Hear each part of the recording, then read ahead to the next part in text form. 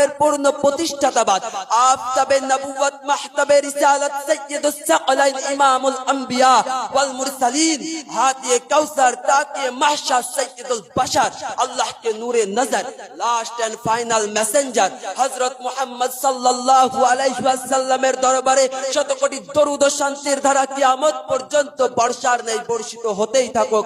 সকলে বলি আল্লাহুম্মা আমিন।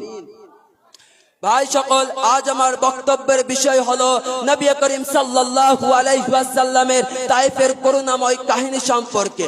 নবুয়তের 10ম বর্ষে যখন আমার রাসূলের প্রাণপ্রিয় চাচা আবু তালেব দুনিয়ার বুক থেকে চিরতরের মতো বিদায় নিয়ে নেয়, ঠিক সে সময় মক্কার কাফেররা আমার রাসূলের উপরে নির্মমভাবে অত্যাচার শুরু করে দেয়।